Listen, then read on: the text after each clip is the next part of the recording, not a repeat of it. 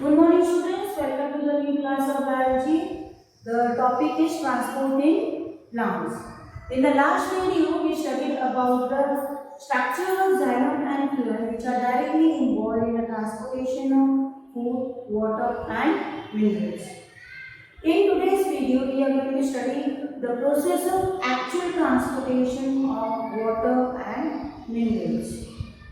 So, the transport of water and mineral in plants takes place or involves two main processes, that is your absorption and conduction. These are the two main processes involved in transport of water and minerals. Absorption, the process by which the water is taken from the surrounding medium, and conduction, the movement of water or carrying of that water or transport of that water, absorbed water from roots to different parts of the plant. So let's begin with the definition of absorption. As I said, absorption is the process by which the water from the surrounding medium, that is your soil, is taken in by the plant through root hairs.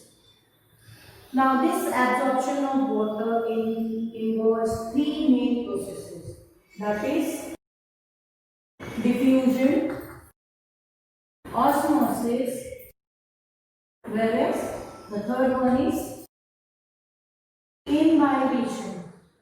The third one is your imbibition. Now what are these processes? All these processes helps in movement of molecules from one place to another or from one cell to another. When the water from the surrounding medium is to be absorbed or to be taken in, two main processes, that is the diffusion and osmosis, are involved. So first let's study the difference in the definition of all the three processes. Beginning with diffusion. So what is the definition of diffusion? Diffusion is a movement of molecules, solute as well as solvent molecules, from high concentration to low concentration. In all the three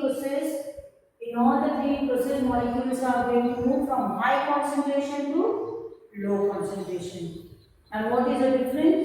In diffusion, both the molecules, solvent, solute, or solute, or solvent, all the molecules are in direct contact. For example, you can understand this with the help of an experiment. Take a beaker of water, and put some potassium permanganate crystals. This is your potassium permanganate. Put some potassium permanganate crystals in a beaker of water and keep it aside without stirring, don't disturb them. What will happen after some time? You will see the entire water turns red. The spaces between the water molecules is occupied by the potassium permanganate molecules, and hence the entire water turns red. So this is an experiment to show diffusion. This is an experiment to show diffusion. Then coming to osmosis, now what is osmosis? In osmosis also, the solvent molecules, only water molecules, since we are talking about movement of water, so only water molecules will move from high concentration to low concentration, but through a semi-permeable membrane. Means both the solvent and the solute are separated by a semi-permeable membrane. So now what is a semi-permeable membrane? This is your cell membrane, and a big vacuole. So this is your vacuole, cell wall, cell membrane. Now what do we observe? The cell wall is freely permeable. It allows the free movement of water in and out of the cell. But the cell membrane is selectively permeable. It allows only certain things to enter the cell. So this cell membrane acts as a semi-permeable membrane during the process of osmosis. Now how does the movement of molecules takes place through a semi-permeable membrane? So let's see that we have a semi-permeable membrane. This is the semi-permeable membrane. This is the outside medium. And this is the inside the cell medium. And in the outside environment, we have different kinds of molecules of different shape and size.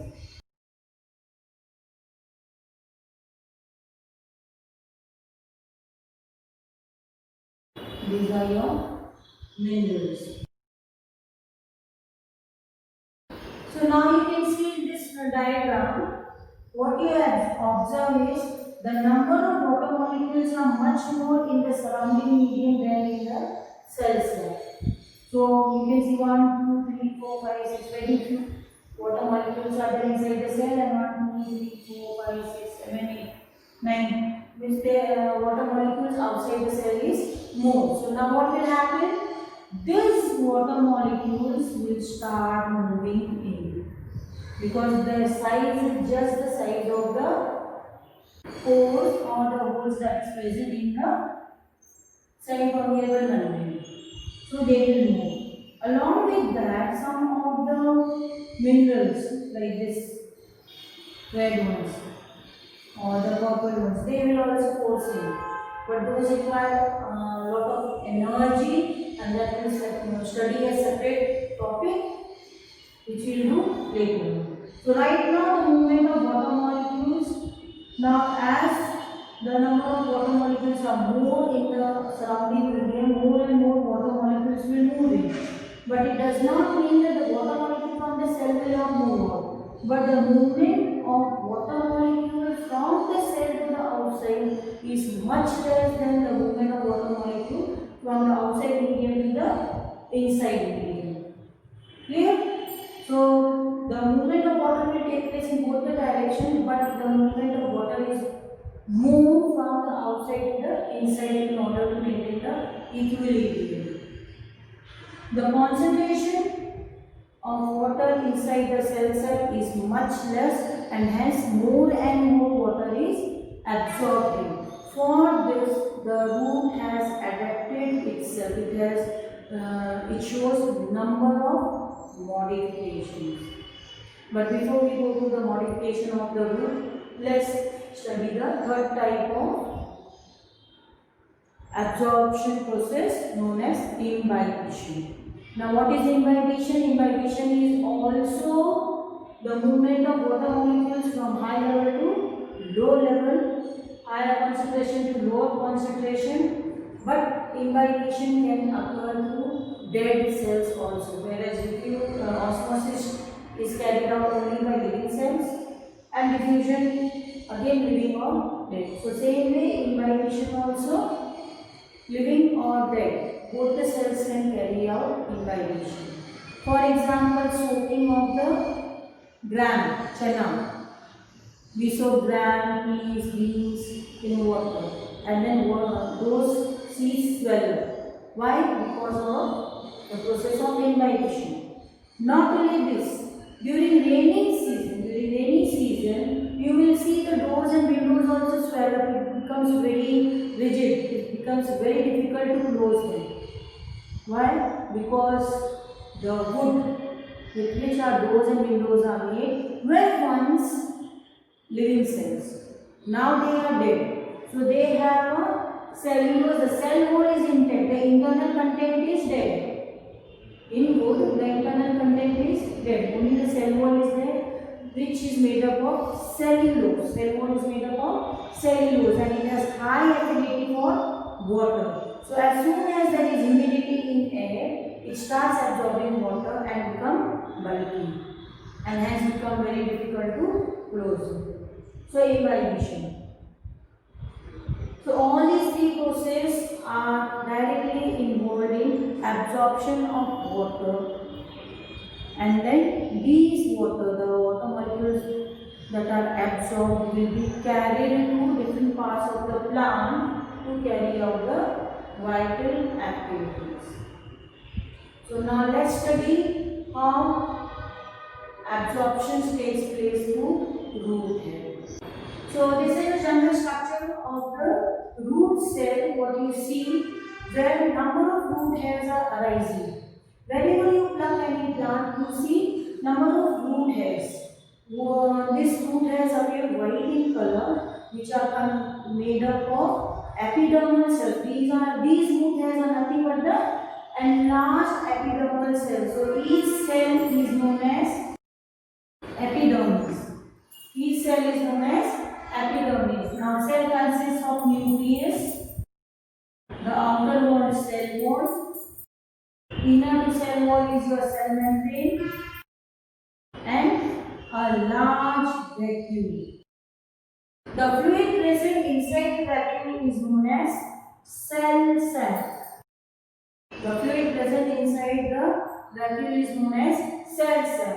The wall of the vacuole is known as tonoplast. The wall of the vacuole is known as tonoplast. Now cell sac that is present inside the fluid present inside the vacuole is known as cell sac, and this cell sac is highly concentrated, means it has more number of minerals as compared to water molecules, which provides a suitable condition for absorption of water from the surrounding medium. So this root hair, this is your root hair, which comprises of your cell wall, cell membrane and vacuole. The main purpose of root hair, that is a single celled root hair, is to provide a large surface for absorption of water. So these root hairs increases the surface area of the root in order to absorb more and more water. The next adaptation is the cells are very thin walled, the epidermal cells are very thin walled, and the cell wall is freely permeable to water. Cell membrane is selectively permeable to water. This cell membrane allows only selected material to move inside the cell. So these are your adaptations and the functions. That is your semi-permeable membrane, which provides only selected materials to pass in, a large vacuole with concentrated cell cells so that more and more water can be absorbed, and the presence of root hair, the enlarged epidermal cell, which provides or which increases the surface area for absorption. Clear? Now let's study the methods involved in absorption. There are two methods involved in absorption of water and minerals, and those two methods are passive transport and active transport. Passive transport is movement of molecules along the concentration gradient.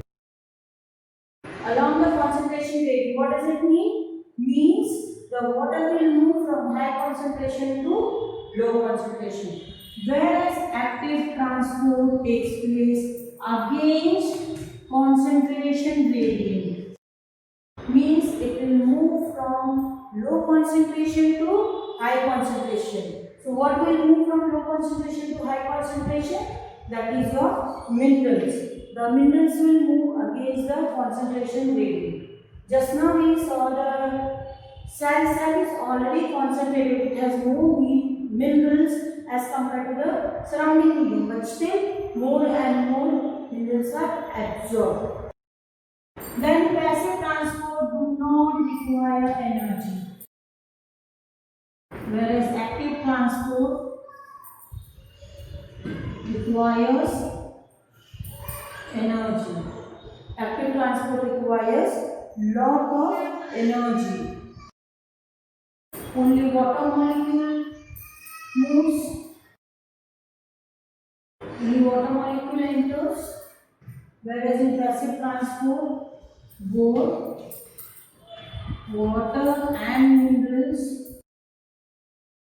move in the cell.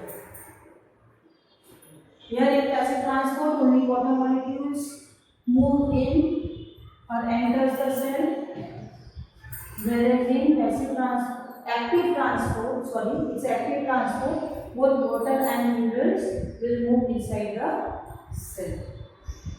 So these are the two methods by which the movement of water from the surrounding takes place in the cell. That is, water and minerals are absorbed inside the cell. Now let's study how these absorbed waters move towards different parts of the plant. This is the internal structure of root. What we call it as ES of root. We have taken the transverse section. Suppose this is your root. So I have cut the root in this manner. And a thin film or thin layer I have taken. And internally when we see the ES of root under microscope, it will appear something like this. So now let's study how the water which was absorbed will be transported from root hair to the xylem vessel. Actually, the transport of water and minerals takes place in three levels. First is your absorption, which we have already studied. Second is transport for a short distance. And last is your long distance transport. So first level we have already studied how absorption of water takes place from the soil to inside the cell. The short distance transport is this structure that we are going to study. How the water from the root hair will reach the xylem vessels.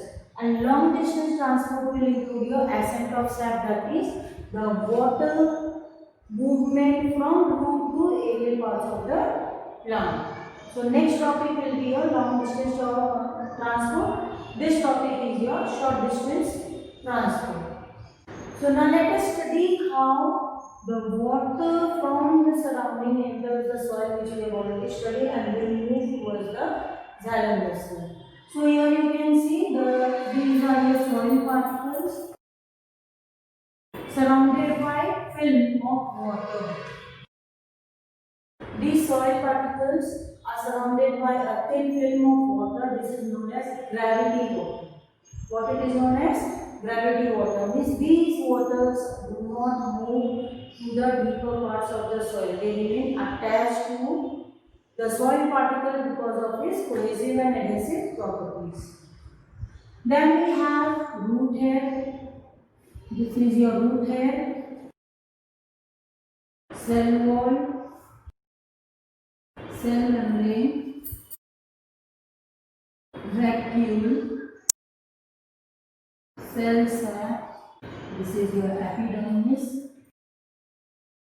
The whole part is the layers of cortical cells known as cortex. This whole layer is known as cortex. This is your endodermis,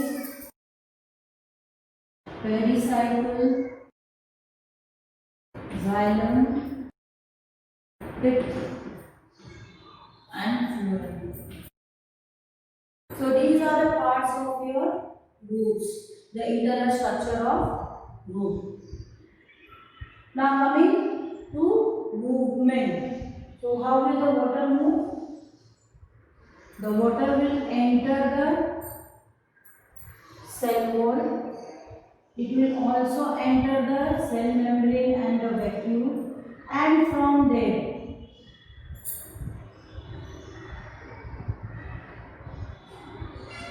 it will move through the cortical cells and finally reach the xylem. So water can move through cell wall to cell wall also, and through cell set to cell set by cell to cell diffusion. Here, water has entered or water has been absorbed by osmosis, and the movement of water from the cell to the xylem will take place with the help of cell to cell diffusion. How will it move? With the help of cell to cell diffusion. Then it will reach the xylem vessels. This is your short distance transport of water from root hair to xylem vessels. Now, once it reaches the xylem vessel, your long distance transport begins and the water moves up towards the aerial parts of the plant, which is known as ascent of cell.